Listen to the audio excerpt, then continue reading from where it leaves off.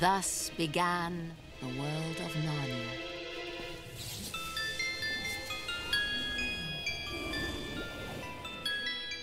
Narnia is a place that feels like home. Narnia is a place where dreams come true. Narnia is a place where the trees are alive. Where animals can speak. Where the sun is brighter. Where food tastes better. Where the water's sweeter. Narnia is a place where friends are forever. Where love is king. And evil is always conquered.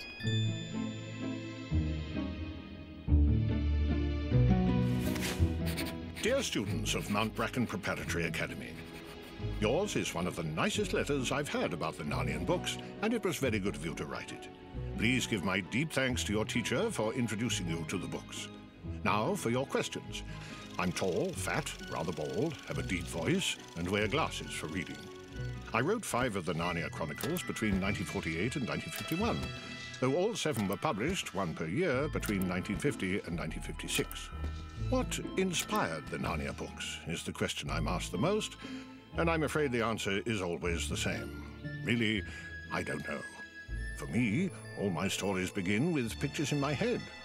Where the pictures come from, I couldn't say. But as to where the themes in Narnia come from, the meaning behind the hidden story, as you say, that's a different question. A question I can only answer by telling you another story. The story of how I came to believe in another world, and what I learned once I got there.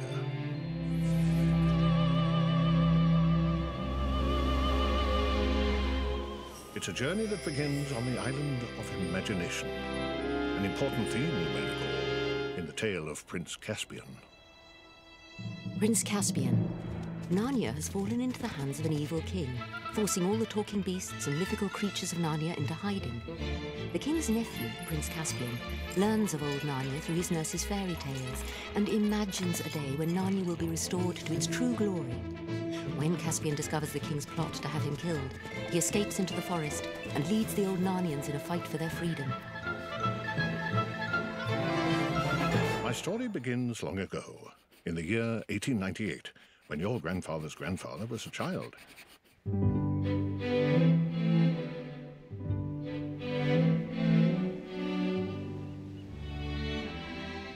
The place was called Belfast, Ireland, and my parents named me Clive Staples Lewis.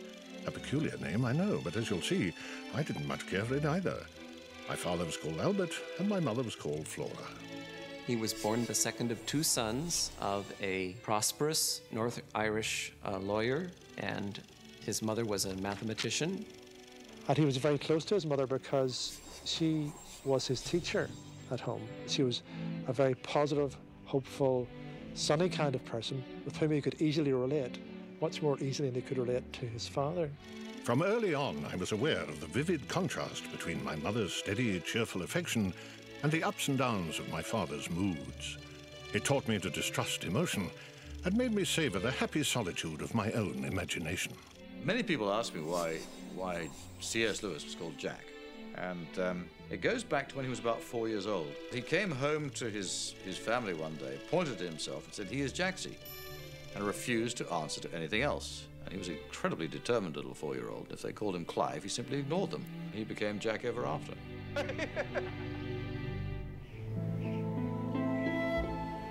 My appetite for myth and stories was enormous. I relished the old legends of Ireland our nurse Lizzie would tell us at night, and I devoured endless stacks of fairy tales. Even when we moved to a much larger house when I was 7, I spent nearly all of my time indoors, reading, writing, and drawing, living entirely in my imagination. He had a problem with his thumb. He and his brother had a frozen knuckle right here, and so they weren't able to play sports the way other boys could. So they had plenty of time by themselves, and they invented worlds.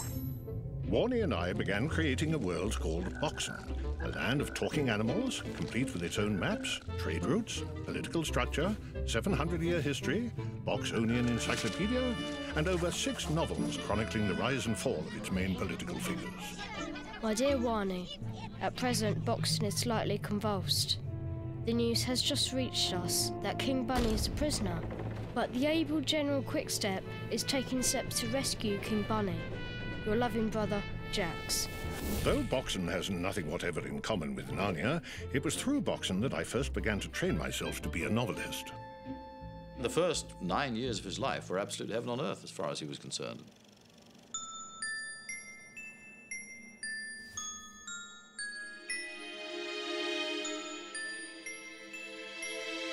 When it comes to church, a central topic in our story, I cannot remember having much interest in it as a boy, even though I come from a long line of clergymen. Lewis's grandfather was the rector here at St. Mark's, and his daughter, Flora was Lewis's mother. He was baptised in 1899 by his grandfather. He had to go to church as a boy, and I think at the time he felt that his father went to church as a matter of conventionality, but not out of any real conviction. And so he grew up with quite a negative attitude, I think, towards the church. The reason I felt nothing in church was because I was told I should feel something. The pressure to feel freezes feelings. I know now that even though I couldn't feel it then, the other world was beckoning to me, sometimes in the most unlikely of places. Well, this is the old rectory where his grandfather lived, and as you can see, the door knocker is just about the right level for a child of 6 or 7 or 8 to see directly in his eye line. It's of the Lion of St. Mark, and people speculate that it may have been from that he conceived the character of Aslan.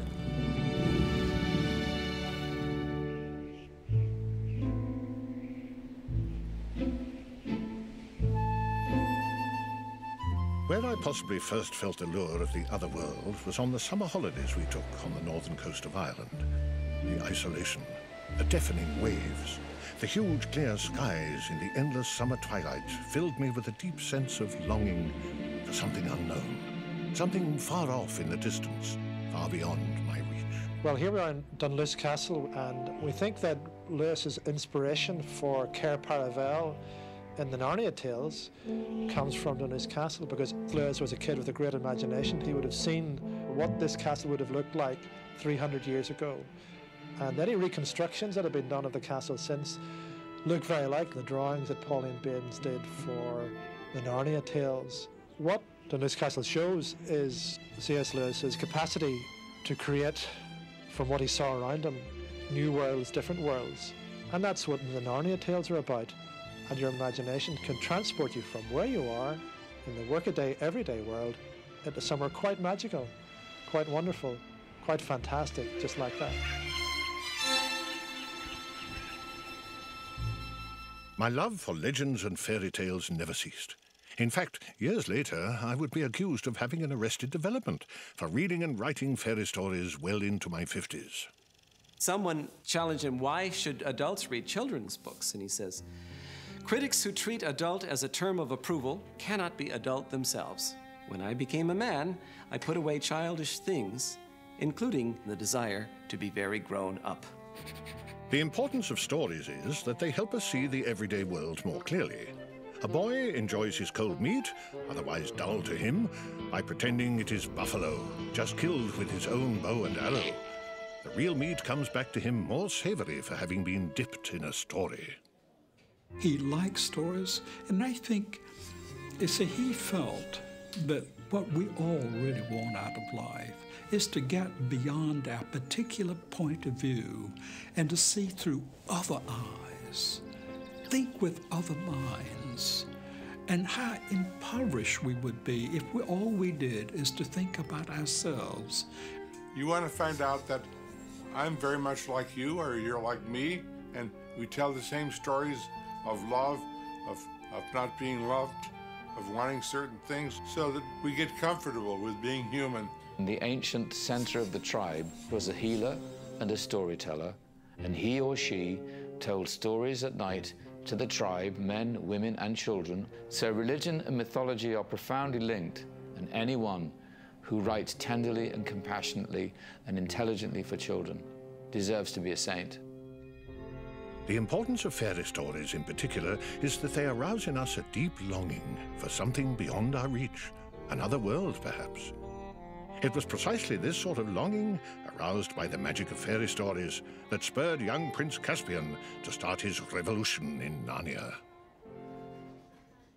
In the childhood of Prince Caspian, we see some interesting parallels with Lewis's own childhood. The nurse was very important to Caspian. She told him tales of old Narnia. In Lewis's childhood, he had a much-loved nurse who told him tales from the mythology of Ireland. I wish I could have lived in the old days. What's that? What old days do you mean? Oh, don't you know, Uncle? When everything was quite different. When all the animals could talk and there were nice people who lived in the streams and the trees. That's all nonsense for babies. Who's been telling you all this nonsense? Said the king in a voice of thunder. Nurse. Stop that noise and never let me catch you talking or thinking about all those silly little stories again. Do you hear? Why does Miraz banish storytelling? Why does Miraz take away the nurse? And I think Lewis is telling us through that the way to freedom is through storytelling. Lewis was, of course, an amazing scholar. And what makes Narnia unique is really an amazing blend of classical mythology with just a very good storyline. The creatures of Narnia who rally to Prince Caspian's side come from the many mythologies that filled my imagination as a boy. In Celtic mythology, I discovered talking animals and birds. In Norse mythology, I met dwarfs and giants. In pagan mythologies, I found unicorns, mermaids, and sea people. And in Greek mythology, I mingled with winged horses, part man, part horse centaurs, part man, part goat fauns, and creatures from the spirit world, dryads who inhabit the trees, and naiads who inhabit the waters. But emerging from the battlefield as the most beloved creature of them all, and one of my personal favorites, is the lion-hearted chief of the talking mice, Reepicheep. Reepicheep is 1.5 feet of courage.